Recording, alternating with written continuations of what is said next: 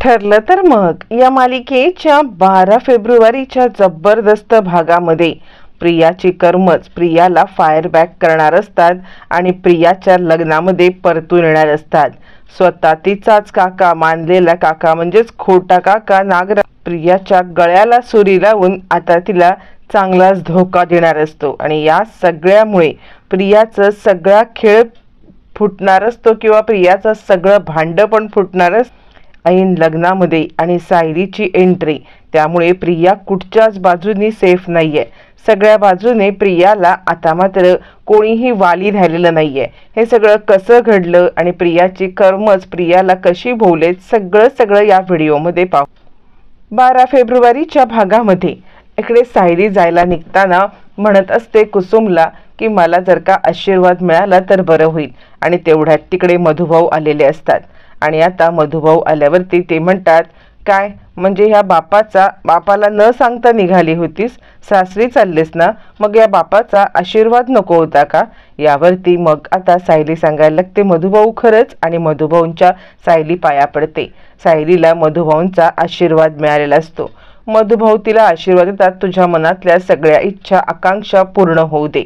आणि सगळ्यांना म्हणजे कुसुमला आणि सायलीला खूपच आनंद होतो। मधुभाऊ आता सायलीला आपल्या उराशी कवटाळतात आणि ते सांगायला लागतात, पहिल्यांदा लहान होतीस ना तेव्हा लहानातली लहान गोष्ट तू मला अगदी व्यवस्थितरित्या सांगायचीस, पण आता तुला बापाची काहीच गरज पडलेली नाहीये। स्वतःचा निर्णय तू स्वतः घ्यायला लागलीस। यावरती सायली म्हणते, मधुभाऊ आज माझं लग्न आहे, तुम्ही माझ्या लग्नाला येणार ना? माझ्या डोक्यावरती अक्षता टाकायला तुम्ही असणारात ना? सांगा ना मधुभाऊ, मला तुमचा आशीर्वाद हवा आहे। मधुभाऊ तुम्ही येणार ना? असं म्हणत सायली अनेकदा प्रश्न विचारत असते, पण मधुभाऊ या सगळ्यामध्ये काहीही उत्तर देत नाहीत। त्यावरती कुसुम म्हणते, सायली चल आपल्याला निघायला पाहिजे, मुहूर्ताची वेळ टळून जाईल। असं म्हणत ती आता सायलीला घेऊन निघते। मधुभाऊ सायलीकडे पाठ फिरवून उभे असतात आणि सायली गेल्यावरती मात्र आता मधुभाऊंच्या डोळ्यातून गंगा जमुना वाहायला लागतात आणि ते ढसा रडायला लागतात। मधुभाऊंचं सायलीवरील प्रेम या सगळ्यातून आपल्याला दिसत असतं। इकडे तोपर्यंत टाईट सिक्युरिटी असते, कोणाला हे विचारल्याशिवाय किंवा काही सांगितल्याशिवाय आत पाठवलं जात नसतं। त्यामुळे प्रिया खूप खुश असते आणि ती साक्षीला कॉल करते। साक्षीला कॉल करून आता ती सांगायला लागते की साक्षी हे बघ, आता काही तास उरलेत, या काही तासामध्ये माझ्या गळ्यात एकदा का अर्जुनच्या नावाचं मंगळसूत्र पडलं ना की संपलं, मग सगळ्या गोष्टी आता झालेल्या आहेत, तोपर्यंत जरा तू काळजी घे, कळलं का? यावरती साक्षी म्हणते, ए प्रिया, तुला आत्तापर्यंत दिले ना सिक्युरिटी, तू काहीतरी बावटलेपणा करू नकोस। हे बघ 99% तरी काम झालं असलं तरी 1% काम बाकी आहे, आणि ते काम बाकी करण्याची जबाबदारी तुझी आहे।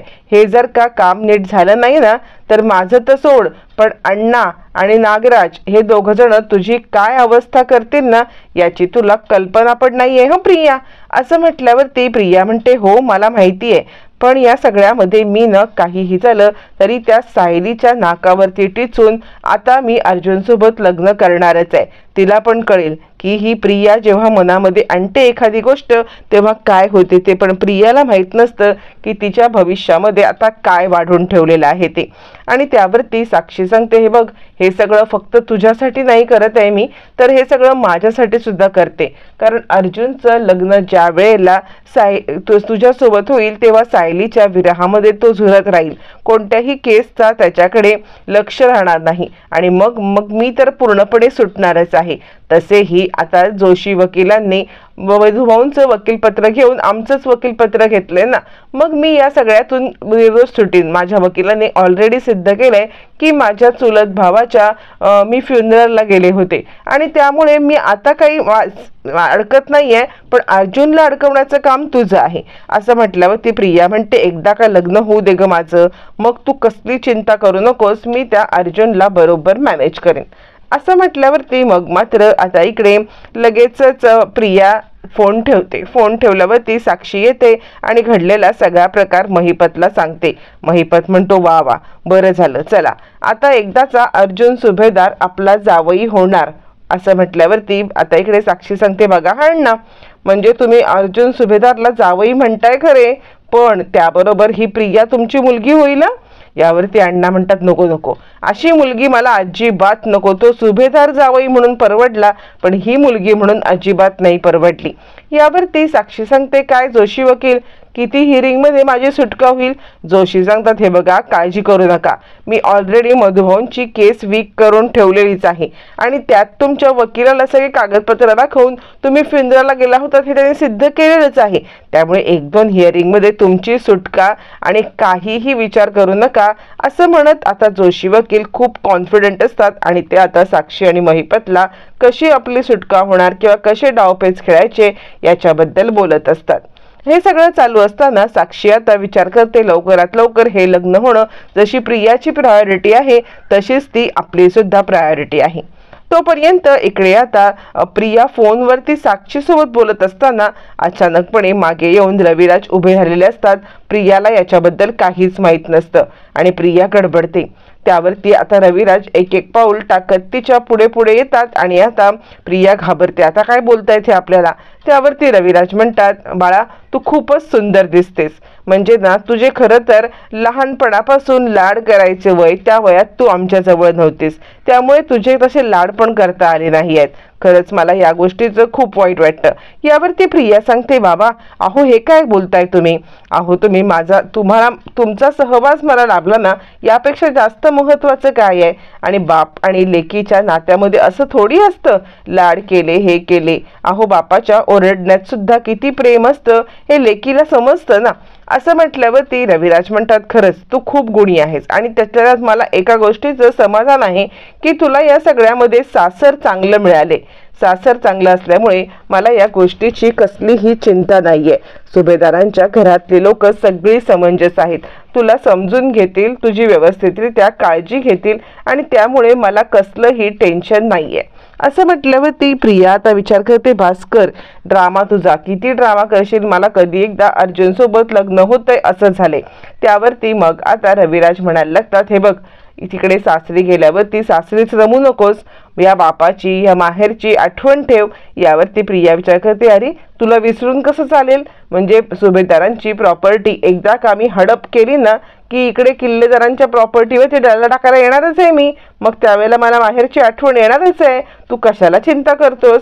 असं म्हणत प्रिया आता या सगळ्यामध्ये मनातल्या मनात कधी एकदा हा ड्रामा थांबतोय आणि कधी एकदा मी इकडे मांडवात जाऊन बोहल्यावरती चढते असं तिला झालेलं असतं आणि ते तिच्या वागण्यातून सुद्धा आता दिसत असतं.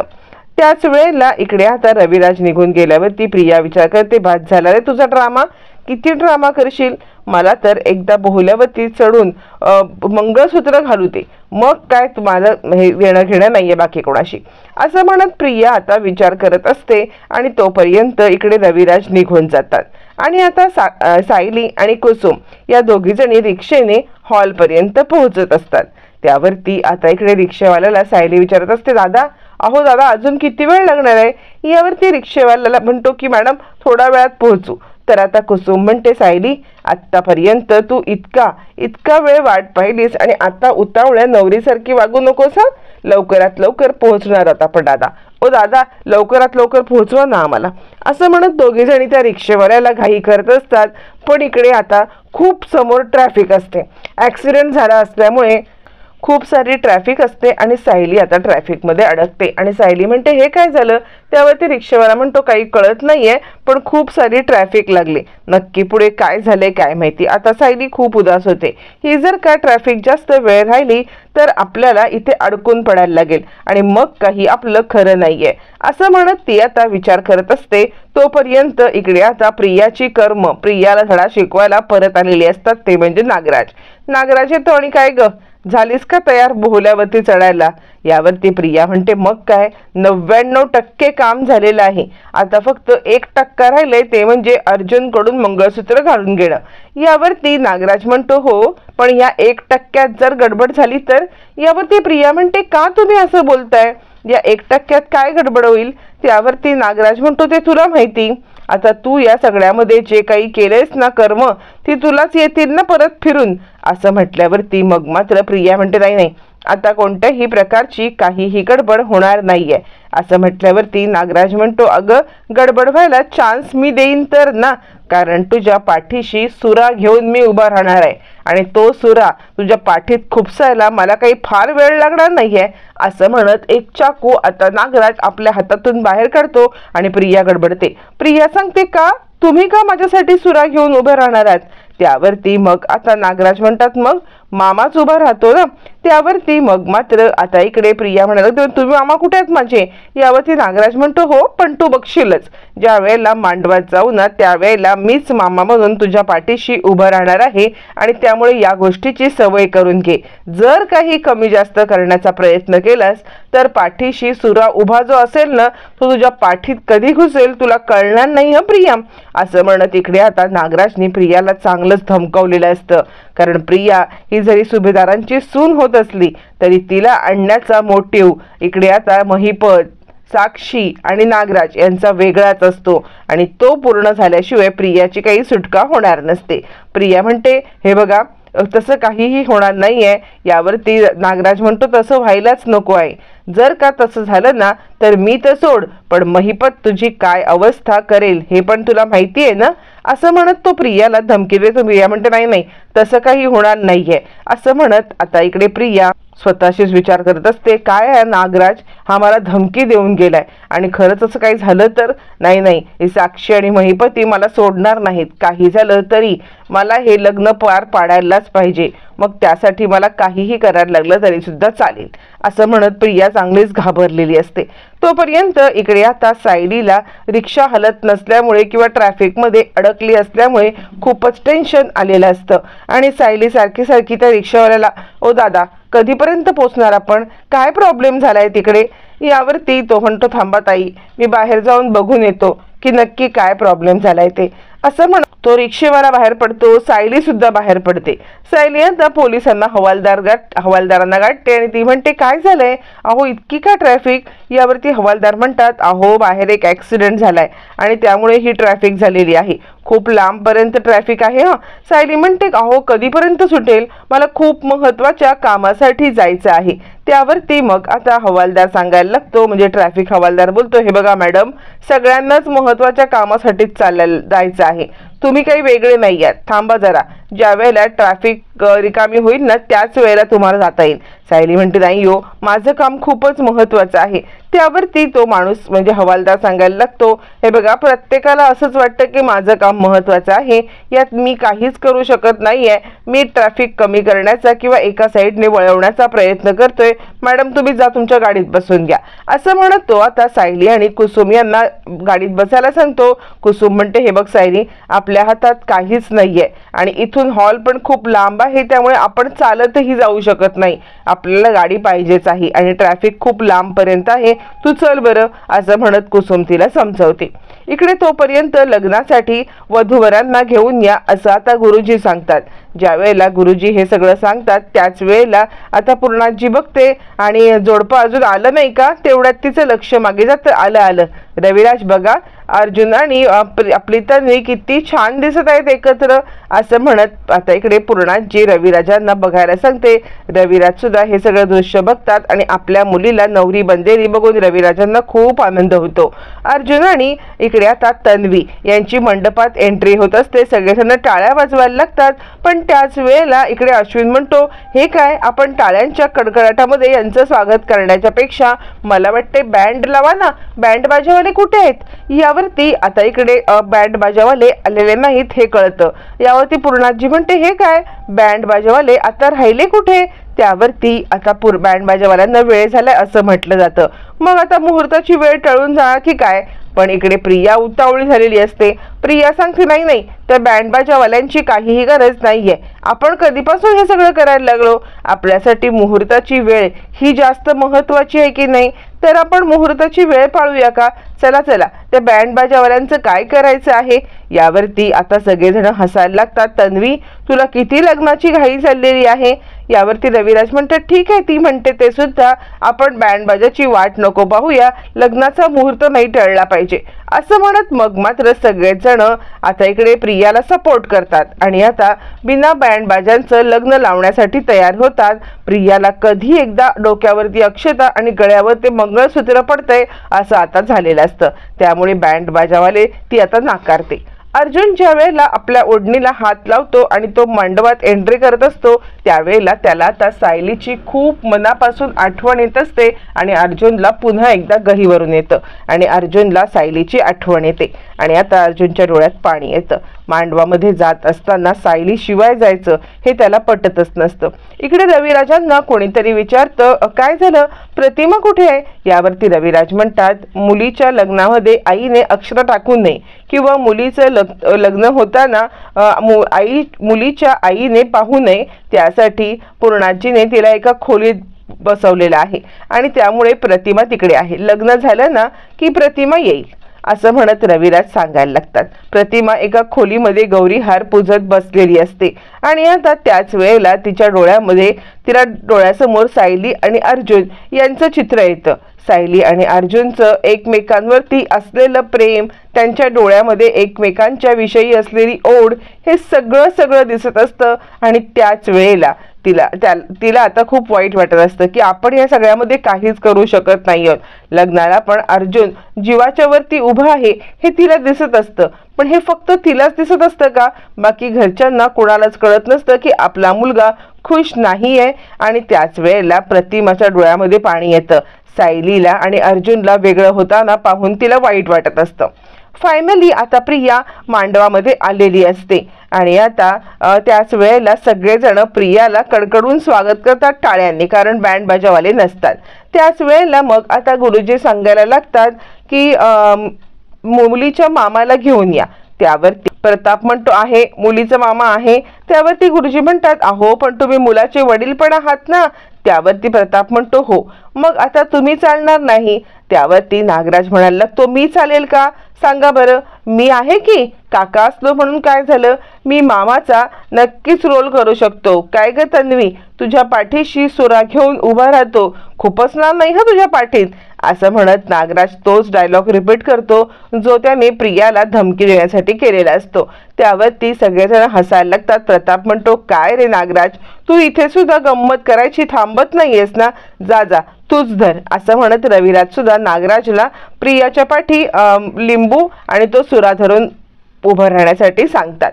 मग काय नागराज तर तिच्या मागे उभा राहतो आणि तिला धमकी देतो की काही झालं तरी हे लग्न व्हायला पाहिजे, नाहीतर हा सुरा पाठीत उभा आहे, पाठीशी तो पाठीत खुपसायला मला वेळ नाही लागणार असं म्हटल्यावरती मग मात्र प्रिया आता चांगलीच हादरलेली असते. इकडे तोपर्यंत लग्नाचे एक एक विधी सुरू होतात. प्रियाची इतकी घाई चालू असते की तिला कधी एकदा आपल्या गळ्यामध्ये मंगळसूत्र पडतंय हे वाटत असतं आणि त्यामुळे ती गुरुजी अजून किती विधी राहिलेत, गुरुजी अजून किती विधी राहिलेत असंच बोलत असते. त्यावरती सगळेजण हसत असतात की किती उतावळी नवरी झाली. मग आता गुरुजी अंतरपाठ मध्ये धरतात, मंगलाष्टक सुरू करतात. त्यावेळेला आता प्रियाला अर्जुन दिसेनासा होतो. त्यावरती प्रिया विचार करते नाही ही सायली कोणत्याही क्षणाला काहीही करू शकते. आता जर मला अर्जुन दिसत नाहीये आणि हिने अर्जुनला बदललं तर नाही अर्जुनच्या ठिकाणी वेगळाच कोणता मुलगा उभा केला तर नाही, मी ही रिस्क घेऊ शकत नाही. म्हणून ती अंतरपाठ अगदी हलवून आता अर्जुनला बघण्याचा प्रयत्न करते. आणि आता अस्मिता म्हणते काय ग तन्वी, तू इतकी काय ग उतावळी झालेस नवऱ्याला बघायला, सारखी तो अंतरपाठ मागे करतेस, सारखी तू आता टोकून बघतेस. अगं उतावळी नवरी गुडघ्याला बाशिंग असं झालंय ना तुझं असं म्हणत आता इकडे अस्मिता प्रियाला चिडवत असते. पण प्रियाचं तिकडे काही लक्षच नसतं. प्रियाला फक्त एकच धडकी असते की कोणत्याही क्षणी सायली इथे येऊ शकते आणि आपला बँड वाजवू शकते आणि तेच होणार असतं. अगदी बँड बाजा घेऊन सायली धूमधडाक्यात येणार असते. प्रिया या सगळ्यामध्ये आता विचार करत असते की कुठे आहे ही सायली आणि अर्जुनच आहे ना तो, म्हणून ती उंच पाय करून आता पाहत असते की नक्की हा अर्जुनच आहे ना, कुठे बदललं नाही ना. आणि अस्मिता हे सगळं पाहत तिला चिडवत असते सारखी. तोपर्यंत आता इकडे प्रिया अंतरपाठाच्या इकडून तिकडून वाकून बसते. अश्विन म्हणतो अगं तन्वी काय करतेस, जरा बस की शांत. तोपर्यंत इकडे आता सायली आणि कुसुम चांगल्याच ट्रॅफिक मध्ये अडकलेल्या असतात. सायलीच्या तर आता जीवात जीवच नसतो. कुसुमताई, अगं कसं पोहोचीन मी मुहूर्तावरती? तोपर्यंत रिक्षावाला येतो आणि मॅडम, अहो मी पार पुढपर्यंत जाऊन आलो, तुम्हाला सोडण्यासाठी कोणतीच वाट मला दिसत नाही. आपण पूर्णपणे अडकलोय, ना मागे वळू शकत ना पुढे जाऊ शकत. तिकडे खूप मोठा ऍक्सिडेंट झालाय आणि तो ऍक्सिडेंटचं सगळं क्लिअर होईपर्यंत मला नाही वाटत ही ट्रॅफिक सुटेल. असं म्हटल्यावर ती सायली म्हणते, दादा पण माझं पोहोचणं महत्वाचं आहे हो. त्यावर रिक्षावाला म्हणतो, ताई पण मी काहीच नाही ना करू शकत, माझ्या हातात काहीच नाहीये, माझे रिक्षा तिकडे अडकले ना. यावरती सायली म्हणते, कुसुमताई काय करूया, मुहूर्ताचं काय करायचं? सायली बिचारी खूपच अस्वस्थ झालेली असते. इकडे आता प्रिया आणि अर्जुनच्या गळ्या अक्षता पडत असतात डोक्यावरती आणि मंगलाष्टका चालू असतात. लग्नाचे एक एक एक विधी पूर्ण होत असतात. जसे जसे विधी पूर्ण होत असतात तसं तसं इथे आता प्रियाचा आनंदाला पारावर राहत नसतो. आता ती लवकर लवकर, गुरुजी मंगळसूत्र कधी घालायचं, गुरुजी हे कधी करायचं, असंच ते जे प्रश्न चालू असतात. इकडे सगळे सुभेदार किल्लेदार खुश होऊन प्रिया आणि अर्जुन यांचं थाटामाटात लग्न लावत असतात. तोपर्यंत सायली मात्र आता या ट्रॅफिक मधून सुटून काहीही करून हॉल पर्यंत पोहोचण्याचा प्रयत्न करत असते. पण या सगळ्यामध्ये तिला काही यश येत नसतं, कारण अडकलेल्या ट्रॅफिकमुळे तिला न मागे फिरता येत असतं न तिला पुढे येता येत असतं आणि चालत येण्या इतकं सुद्धा त्या ट्रॅफिक मध्ये तिला जमणार नसतं आणि चालत येऊन तिचा मुहूर्त टळणार असतो. काय करू काय करू? ती हवालदारांना पुन्हा भेटते, प्लीज प्लीज मला काही करून इथून बाहेर काढा, कारण मला इथून बाहेर पडणं महत्वाचं आहे. हवालदार म्हणतात, मॅडम तुम्हाला सांगितलं ना सगळ्यांचीच कामं महत्वाची आहेत, त्यामुळे तुम्ही जरा बसून घ्या बरं तुमच्या गाडीमध्ये. इकडे तोपर्यंत मंगलाष्टका होत असतात. प्रिया आता अंतरपाठ बाजूला करून करून करून करून पाहत असते आणि आता इकडे तिकडे अस्वस्थपणे पाहत असते. तोपर्यंत आता एक एक करत मंगलाष्टका पूर्ण होतात. प्रियाचं मात्र आता टाचा उंचावून साईडला बघून अर्जुनच आहे ना, नक्की सायलीने बदलला नाही ना, असा विचार करत ती इकडून तिकडून टोकून पाहत असते. तोपर्यंत सायली आता हवालदारांना पुन्हा एकदा म्हणते, दादा प्लीज प्लीज काहीतरी करावं, मला याच्यातून बाहेर काढा, मी इथे फार वेळ थांबू नाही शकत आहे. यावरती हवालदार म्हणतो, मॅडम अहो मी काय करू, मी खरंच काही करू शकत नाहीये. सायली आता हवालदाराच्या कनपटीलाच बसलेली असते की मला बाहेर काढा, मला इथून बाहेर काढा. असं म्हणत असतानाच इकडे मात्र लग्नाचे विधी पूर्ण होत असतात आणि आपल्याला सायलीचा प्लॅन फ्लॉप होताना दिसत असतो, पण आयत्या वेळेला धमाका होणार असतो. इकडे सगळेजण अक्षर टाकत असतात, मंगलाष्टका पूर्ण होतात. आता प्रियाला काही धीर निघत नाही. प्रिया आता मंगलाष्टका झाल्यावरती तो कधी एकदा अंतरपाठ बाजूला होतोय असं तिला होतं आणि ती स्वतःच्या हातानेच तो अंतरपाठ बाजूला करते. बाजूला केल्यावरती आपल्या हातामध्ये असलेली फुलांची माळ ती अर्जुनच्या गळ्यात टाकते. रविराज हे सगळं पाहतात आणि अगं तन्वी काय चाललंय तुझं, मी आतापर्यंत लग्नामध्ये कोणत्याही नवरीला इतकं घाई करताना पाहिलं नव्हतं. अगं घाई करायचं काय कारण आहे, तुलाच घालायची आहे ना वरमाला, तू आजके घाई का करतेस? असं म्हणत सगळ्यांच्याच लक्षामध्ये प्रियाचा हा सगळा ड्रामा येत असतो किंवा प्रियाची ही आतताईपणा लक्षात येत असतो. प्रिया म्हणते, नाही बाबा लवकरात लवकर हे लग्न होणं माझ्यासाठी महत्वाचं आहे. असं म्हणत प्रिया आता लग्नाच्या मांडवातूनच नवरीपेक्षा एकदम विचित्र वागत असते आणि घाई गडबड लग्नाची हे करत असते. तोपर्यंत आता इकडे ज्या वेळेला अर्जुनच्या गळ्यात ती माळ घालते ती आता खाली वागते आणि अर्जुनला सुद्धा आपल्या गळ्यात माळ घालायला सांगते. त्यावरती मग आता अर्जुन नुसता स्तब्ध उभा राहतो. त्यावरती प्रिया वागते, अरे घाल अरे घाल, पण अर्जुनने तिच्या गळ्यात माळ काही घातलेली नसते. तोपर्यंत आता इकडे सायलीकडे कोणताही पर्याय नसतो, फक्त आणि फक्त देवी आईचं पूजन करण्याच्या पलीकडे. इकडे अर्जुन हार का घालत नाही म्हणून सगळेजण पाहत असतात. तोपर्यंत इकडे अर्जुनच्या चेहऱ्यावरचे हावभाव बदलत असतात. त्याला इथे सुद्धा सायलीचीच आठवण येत असते आणि प्रिया नाही तर सायलीच आपली बायको असायला पाहिजे हे त्याच्या मनामध्ये ठाम असतं. त्याच वेळेला सायली देवी आईची प्रार्थना करत असते, काहीही कर पण आज मला इथून सोडव. अर्जुन सरांच्या लग्नापर्यंत मी तिकडे पोहोचले पाहिजे. जर मी लग्नापर्यंत पोहोचले नाही तर सगळी गडबड होऊन जाईल. असं म्हणत सायली बिचारी रडत असते. फायनली इकडे आता लग्नाचे विधी सुरू होतात. लग्नाचे विधी, होम हवन, कन्यादान हे सगळं होत असताना प्रिया म्हणते, गुरुजी झालं ना, आता आता काय होणार, आता मंगळसूत्र घालायचं ना असं म्हणत प्रिया आता मंगळसूत्र घालण्यासाठी घाई करायला लागते. अर्जुन अर्जुन असं मंगळसूत्र घाल, मंगळसूत्र घाल असं म्हणत असताना आता इकडे बँड बाजाचा आवाज येतो. मग प्रिया चिडते, कोण आहे तिकडे. त्यावरती सायली आता बँड बाजाच्या रूपामध्ये बँडवाल्यांच्या रूपामध्ये आलेली असते आणि मी आहे अर्जुन सुभेदार यांची बायको आणि सुभेदारांची सून असं म्हणत सायलीने जबरदस्त एंट्री केलेली असते. सगळ्यांचेच धाबे दणाणले.